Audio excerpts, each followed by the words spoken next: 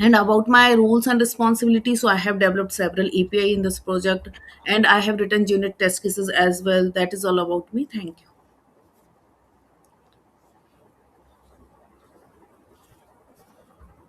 Okay. You're only from backend or front end? Most of the time I have worked back end side only. Okay, there is no front end, right? Yes, right. Okay.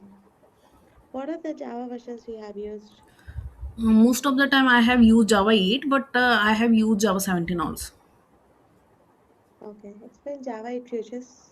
Yeah, so there are many features of Java 8, like Lambda function is there. And so like function interface is there. Function interface, it means inside the interface only one abstract interface. It is called function interface, and with the help of lambda expression we can implement it. So lambda expression, it means like it reduce the number of line of code during the development.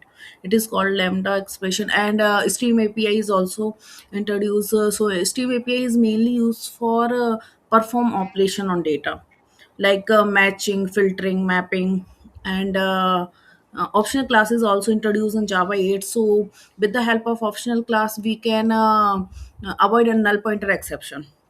So there are some methods, like off method, when we know like value can be null or not, so that time we use off method. And off nullable method, when we know like well sorry off yeah off method we use when we know like value always come, that time we use off null. And nullable method we use like value can be null, that time we use. And default method is also introduced in Java 8.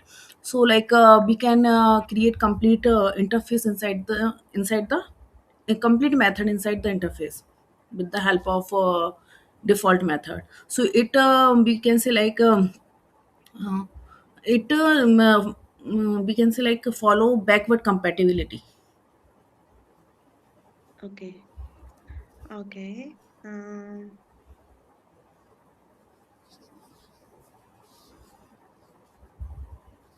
What is default and static methods? Static method. Default and static methods. Static method, it means like it is a class level method, and we can call with the help of class name. And it load when like we can say like that time class um, start, so that time it load.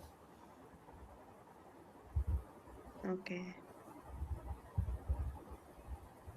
What is concurrent hash map and internal flow? So concurrent hash map, we can say like it is we can say it is a thread safe. We don't need to synchronize manually. It synchronization is inbuilt inside it. And it is like acquire bucket level locking, we can say. And yeah, and we can say like we can store only not null values or null keys. We can't store inside the concurrent hash map. And it is fail safe also, because when we trying to modify during the iteration, uh, uh, that time map cannot throw concurrent modification exception. How do you secure REST APIs? So with the help of JWT token, we can secure. So like there are two types, like authentication, authorization. Authentication, it means suppose any user come. So first like login and user enter login and password. So firstly we check with the help of database it is valid or not. If it is valid, then it is authenticate person. And authorization, it means like provide endpoint access which user has, like we can say admin or like developer, like that. Okay. And JW What are the token, yeah. okay? What are the Spring Boot annotations you have used? So in Spring Boot, like at the rate Spring Boot application annotation. So it is a combination of three annotation, like at the rate auto enable configuration, and at the rate component scan. And at the rate component. So and I have used like a rest controller and controller annotation, service annotation, at the rate repository annotation, and request mapping, request body, path variable, put Okay, mapping, difference patch between at the rate bean and at the rate component? sorry. Difference between at the rate bean and at the rate component? At the rate component, it means like when we annotated any class at the rate component, it means we tell Spring, Spring manage all the things like create object, and bean we can say like it is a method level annotation. So like with the help of it annotated with at the rate configuration. That one class is annotated at the rate configuration where we can define only. Okay. Uh, what is at the rate post construct? Post construct we use uh, when we want to uh, we can say like in logger we use like a post contract. It means after completing method we want to use that one method, that time we use. Explain microservice architecture. So microservices architecture mainly we are following in our projects MBC architecture, model view controller layer. So any client request API. So first come request controller, and request controller any like client send get mapping request. So firstly check the parameter which one request mapping, like which one method is it is calling, and after that uh, get by id. So that one id, this one method called to service layer. So inside service layer business logic are there, and service layer call to the repository layer. So they are perform operation fetching data by id, find by id. So it fetch data from the database by id, and it sent to the service layer, and service layer sent to the controller layer, and controller layers sent to the client.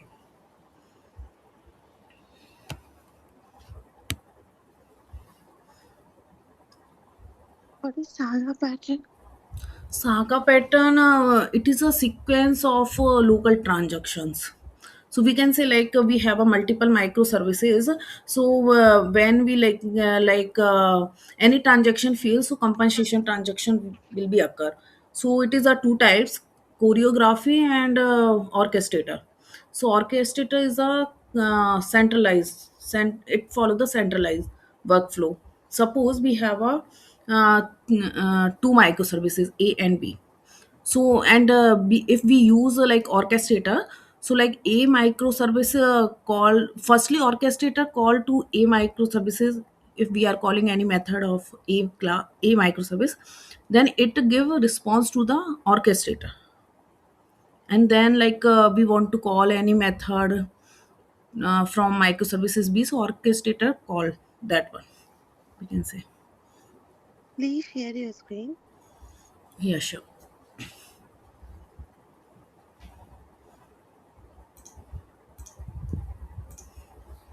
Is it visible for you? Yeah. Okay. Please open online compiler. Mm-hmm.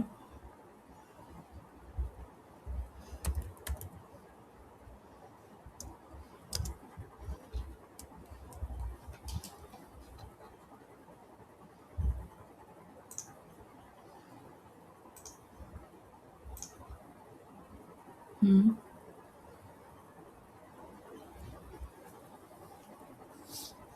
I need the count of uppercase, lowercase, special character, and digit. Okay. Okay, okay.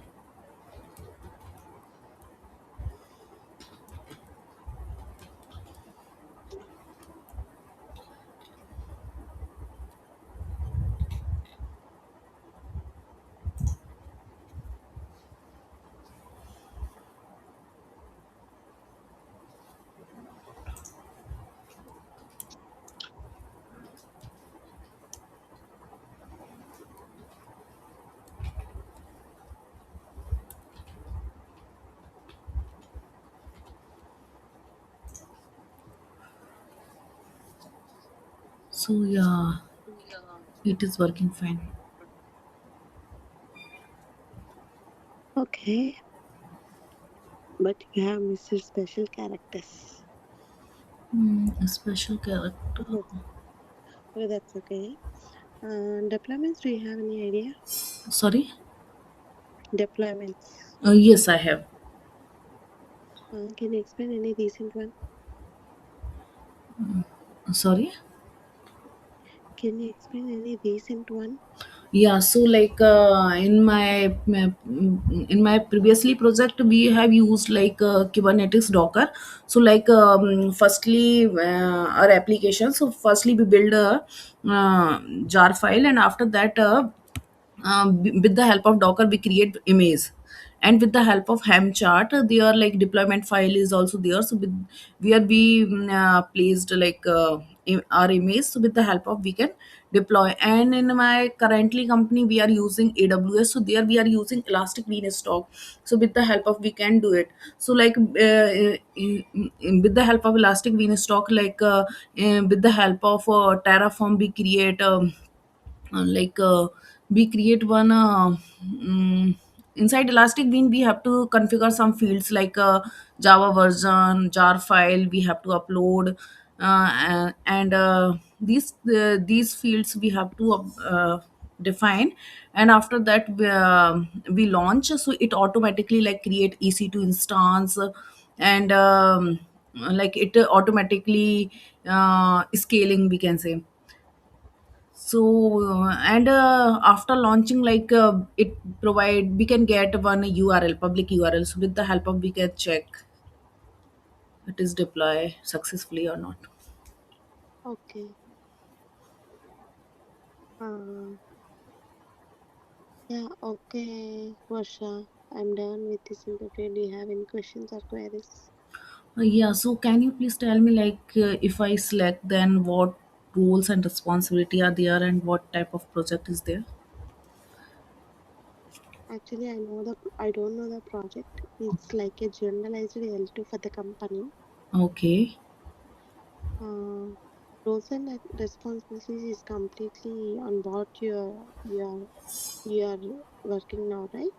Mm-hmm. Mostly on that only they will give you. Okay.